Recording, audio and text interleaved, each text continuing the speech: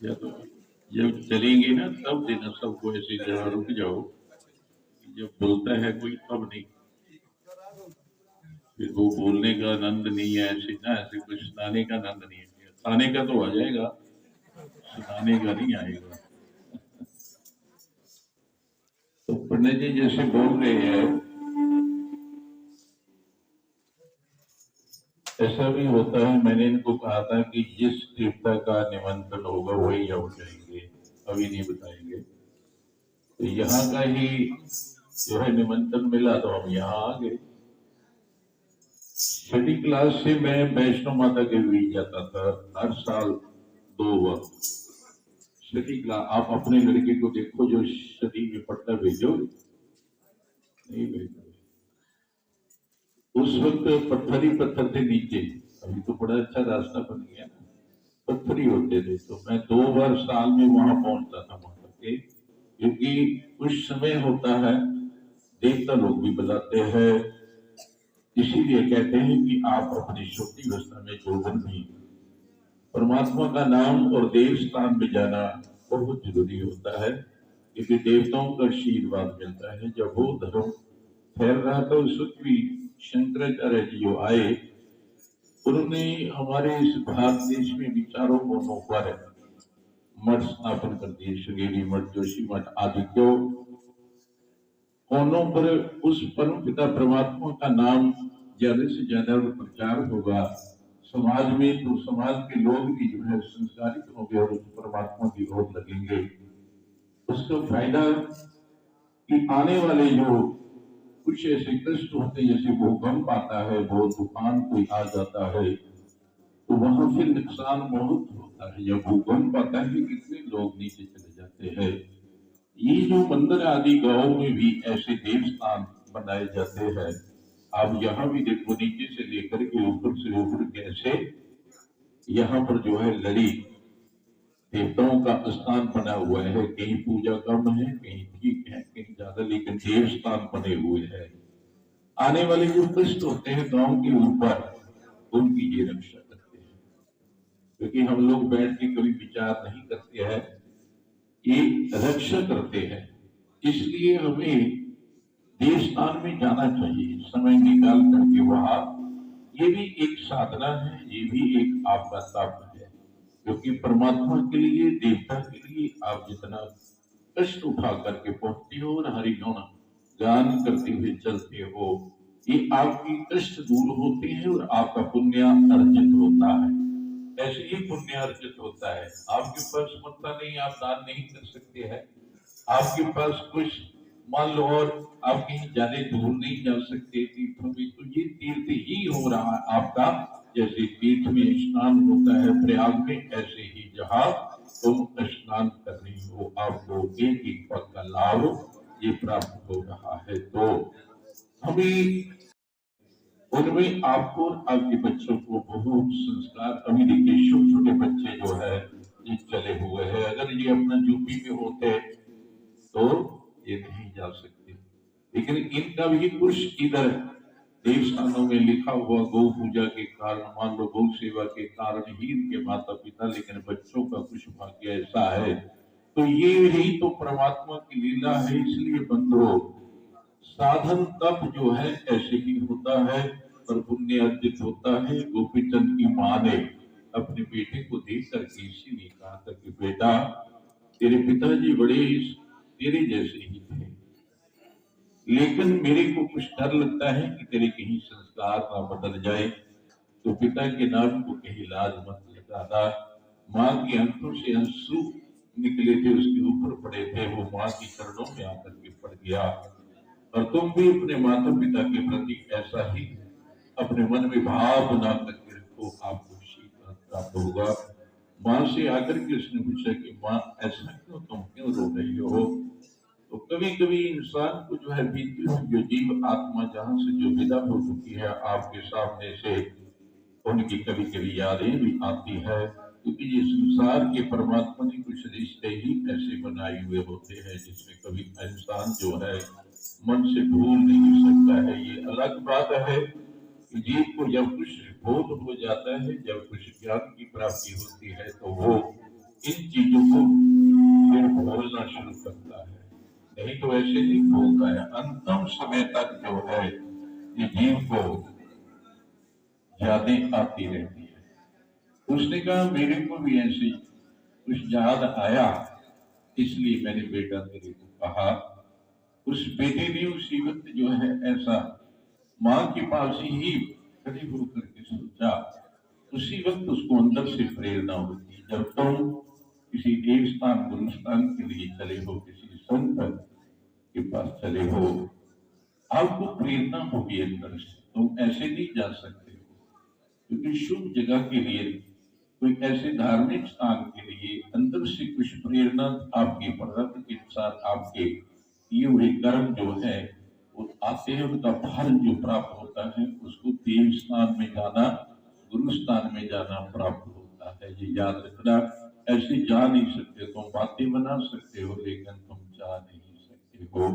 इसलिए आपने अपने देवता गुरु को प्रणाम करना, मेरे को ऐसा आशीर्वाद देते रहना, मेरी बुद्धि ऐसी बना करके रखना कि मैं इन पैरों से चल करके मैं आता रहूं और प्रणाम करता रहूं। संसार के लिए हम सदा ही रोते हैं, रिश्तेदारों के लिए भी हम जो है कुछ न कुछ समय पर करते रहते, लेकिन अपने परमात्मा के लिए, गुरु के लिए भी आप ऐसा समर्पित होकर के वहां पहुंचो, आपको अनंत गुना फल प्राप्त होगा। माँ का आशीर्वाद जब गोपी चंद को मिला, प्रेरणा हो गई, उसने माँ के चरणों में लेट करके प्रणाम किया और खड़े होकर के प्रार्थना किया, माँ मेरे को आज्ञा दो, मेरे को अंदर से प्रेरणा हो रही है, आप जो आज्ञा दोगे मैं वैसा ही करूंगा। माँ ने कहा कि बेटा तुमने जो है कोई ऐसा कर्म करना है जिससे तेरे पिता का भी नाम हो। तो माँ इस दुनिया में जो है या तो नाम बहुत कोई कुकर्म करता है उसका आता है,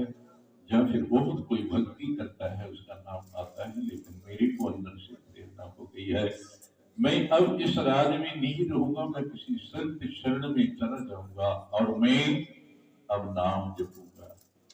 माँ ने कहा ठीक है बेटा, लेकिन कुछ शर्तें आपको मैं बताऊंगी। उसने कहा कि माँ आपने जो भी बताना होगा, मैं किसी संत की शरण में जाकर के वहां कुछ पास करके मेरे को वहां अंदर से साधना करते हुए क्या आवाज आती है, मैं एक बार आपको फिर मिलने आऊंगा। धन्या उस माँ ने अपने बेटी का त्याग किया। बेटा मैं तेरे को आज्ञा देती हूँ, तो जा करके जो है अच्छी तरह किसी संत महापुरुष के पास रह करके अपनी साधना करनी है। तो जब वो निकले गए और संतों के पास पहुंच करके साधना किया, संतों ने कहा अब एक बार आपको अपनी माँ के पास जाना पड़ेगा, वहां आज्ञा लेनी ही पड़ेगी, उनसे आशीर्वाद लेकर के आपने सदा के लिए अपना घर बार अब त्याग देना है। क्योंकि दीक्षा होती है, जब शादी करते हो तो उस वक्त भी मैंने तो ऐसे कहीं देखा कि इसको झोली देते हैं, फिर वो ऐसा भिक्षा लेता है। लेकिन ये सत्य है कि उसने जब संतों ने कहा कि आप जो है जाइए, जब वो गए, जब आपके यहाँ भी कोई बाहर से आता है, मैं देखा, ऐसे में बोलता तो नहीं हूं पर मैं सोचता जरूर हूं, क्योंकि लोग बताते रहते हैं ना, आज हमारा बेटा आ रहा है बाहर से, तो गाड़ियां लेके दिल्ली पहुंच जाते हैं, देखो कितनी उतावली है, क्योंकि लेके आ रहा है ना। अगर लेके ना पता हो भी कुछ नहीं लेके आया, ऐसे ही आ रहा है वापस, आजा ट्रेन में अपने आप ही तेरा तो रहते। तो जब सुनाते हैं लोग तो मेरे को अंदर से कुछ पे विचार करता हो कि ये जो लक्ष्मी, इसमें कितनी ताकत है, इंसान उसका स्वागतम करने के लिए जाता है। तो ऐसा संतों के गुरुओं ने उसको आज्ञा दी, जब आए उसने उलाद करके एक शर्त नहीं कि मेरे को आप भिक्षा अब दो। तो माँ ने जब सुना तो रानियां भी निकली, हीरे मोती आदि लेकर के जो है निकली है, थाल भर करके। तो जब आए तो उस माँ की लड़की ने, गोपीचंद ने क्या कहा, माँ मेरे को रानियों को कहा, मेरे को ये हीरे मोतियों की जरूरत नहीं है। तो उन्होंने कहा और आप क्या चाहती हो? मैं माँ का एक आशीर्वाद और माँ से भिक्षा करके आया हूँ। माँ की वाक्या जो मेरे को शब्द उच्चारण करेंगे मैं वैसा ही उसका पालना करने की कोशिश करूंगा। तो माँ मेरे को अपने शब्दों की भिक्षा दो। तुम भी कभी किसी संत गुरु के पास जाते हो, इस संसारिक चीजें छोड़ करके तुम अध्यात्म बात अपने कल्याण के लिए, समाज के लिए कुछ मांगने की कोशिश करना। आपके प्रारब्ध में लिखा हुआ परमात्मा आपको अपने आप समय पर मिलेगा।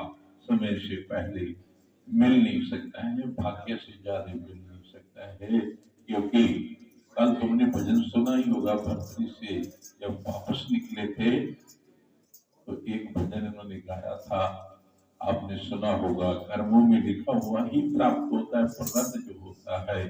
तो उस वक्त जो है जब उसने कहा कि माँ मेरी को शब्दों की दीक्षा दो, तो माँ ने कहा कि बेटा मैं तेरे को आगे आशीर्वाद देती हूँ, मेरी 2-3 बातें याद रखना है। तो उसने कहा माँ बताओ, आप जो बोलोगी मैं जो अगर करने जो क्या है तो मैं तो करूंगा, अगर नहीं तो फिर मैं आपको भी इनकार कर दूंगा। तो माँ ने कहा आप पी लो चाय, भी साथ साथ अब दे दी है ना, ठंडी हो जाएगी। वैसे हमने तो बोला था चाय आधे नहीं बनाना, वो हम पी रहे हैं। चलो अब उनका जो है ये भी सत्कार है कि बड़े प्रेम से बेचारे लगे हुए, पता नहीं तो मुझे क्या करके। तो पीते भी रहो, सुनते भी रहो, 2 मिनट में मैं बंद कर दूंगा। तो उस वक्त जो है माँ ने क्या कहा कि बेटा आपने अच्छी जगह अब सोना है, पहले तो कहीं भी अच्छी जगह सोना है देख करके, और दूसरा आपने अच्छा कुछ खाना है। माँ को चिंता होती है बेटे की, लेकिन मैं कुछ बोल रहा था तो मेरे को उसकी माँ बोलने लगी कि नहीं, जहाँ जो बच्ची है उनकी चिंता नहीं है, जो वहाँ है उसकी मेरे को बड़ी चिंता रहती है। माँ का हृदय ऐसा। मैंने कहा जो पास में है कहते उसकी इतनी चिंता नहीं है, जो दूर है उसकी मेरे को चिंता है। मैंने कहा नहीं, चिंता भी छोड़ो। तो आपको अच्छा खाना है, क्योंकि माँ गोपी चंद्र ने कहा माँ तुम कह रहे हो कि अच्छा खाना है, यहाँ तो चलो बनाने वाले सभी हैं, नौकरानियां हैं, सब मेरे को खिलाते हैं, लेकिन वहां ऐसे कैसे होगा? पता नहीं कैसी परिस्थिति, कहाँ जंगल में रहना होगा, कहाँ रहना होगा। उसने कहा बेटा तू समझा नहीं। माँ मेरे को समझाओ फिर। कहते मैं इसलिए कहा कि अच्छा खाना है, कहते जब तेरे को बहुत भूख लगे उस वक्त खाना है। जब इंसान को भूख होती है फिर स्वाद नहीं लगते है, अचार भी अच्छा लगता है, उनका रूखा भी अच्छा लगता है।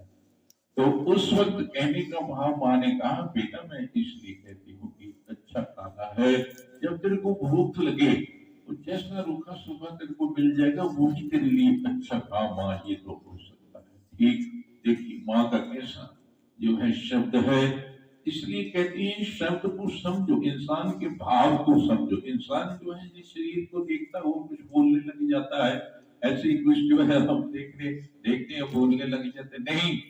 किसी किसी बात में कुछ ऐसा रहस्य होता है, अगर तुम बैठ करके उस पर विचार करोगे तो अंदर से तुम्हें आवाज आनी शुरू हो जाएगी अंदर। इसलिए कहते हैं कि जब इंसान बैठ करके उस परमात्मा का भजन साधना करता है तो उसको अंदर से प्रेरणा होती है, उसको अंदर से प्रकाश होता है, उसको अंदर से अमृत मिलता है। ये जो आप नाम जपते हो ये अमृत का तुम पान कर रहे हो। अगर खेत में कुछ बोया हुआ वर्षा ना हो तो वो सूख जाएगा।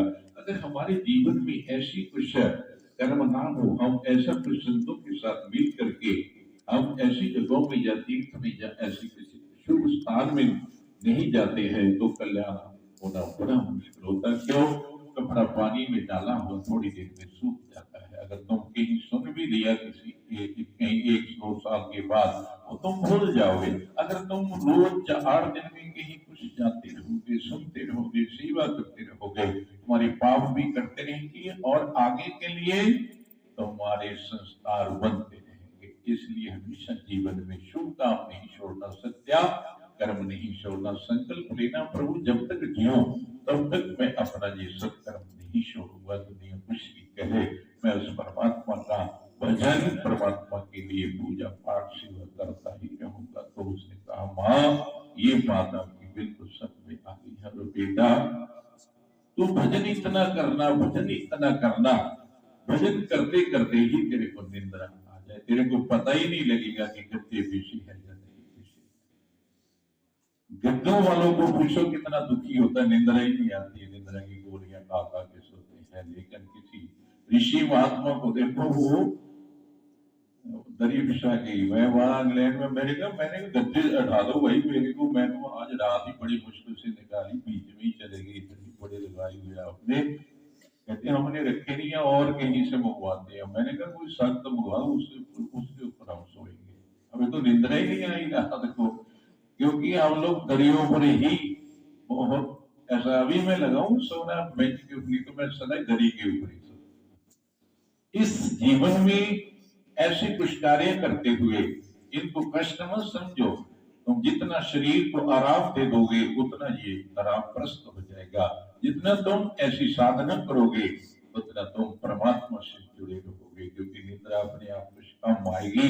तो बेटा जब तेरे को नाम जपती जपती निद्रा आए, उस वक्त तेरे को पता ही नहीं लगेगा कि मैं गद्दों पर हूँ या धरती पर हूँ या दरी के ऊपर हूँ, तेरे को निद्रा ही इतनी आ जाए। ऐसा जीवन बिताना। तो कहने का भाव, मां का भी कर्तव्य होता है अपने बच्ची को ज्ञान की लोरियां और ज्ञान की बातें सुना करके बेटा पुत्र क्या क्या बोलना पड़ता है माँ को। ऐसा ना बोलो मर जाना ये वो पता नहीं क्या क्या बच्चों को गाली गलौज करते, नहीं, बच्चे को कभी ऐसा नहीं बोलना है। बच्चे को उठाने के लिए उठो मेरी गोविंद, उठो मेरी, कुछ भी बोलो ऐसे अच्छी शब्द, उस बच्चे की बुद्धि में संस्कार भर जाएंगे। क्योंकि माँ का यही कर्तव्य है। माँ का एक लेलार और प्यार अंदर से हृदय की जो आवाज होती है उसका असर पड़ता है बच्चे के ऊपर। इसीलिए कहते हैं कि माँ का दूध, कई बार बोल देते हैं ना दूध पिया तो इधर आ जाए जरा देख लेते, लड़ाई करने वाले ऐसे भी बोल देते हैं। तो बंधुओं, माँ अपने बच्चे के लिए जो है शक्ति रूपा है, वो बच्चे को बहुत कुछ जो है दे सकती है। उसकी भावना इसकी होती है। अगर तुम ऐसा बन करके शक्ति रूपा, तो कहते हैं अगर बेटे को पालोगे और ऐसी आवाज दे करके उसको उठाओगे सुनाओगे तो बेटा आपका महान सपूत बन जाएगा। तो मां सब कुछ कर सकती। तो मैं इन्हीं शब्दों में विराम लेता हूँ, क्योंकि ठीक अब वहां चलते हैं। और चाहे तो आपकी ठंडी भी हो गई, पी लो आप, बोलो भरतरी महाराज की जय, श्री बाबा बालनाथ जी की जय, पंचपीरी की जय। जिन्होंने इतना कष्ट उठा करके आपको चाहे और पता नहीं क्या लफाफे भी आए हैं, उनको भी बहुत बहुत साधुवाद है, क्योंकि ऐसे ही कल्याण होते हैं एक दूसरे से। बोलो सतगुरुदेव महाराज की जय।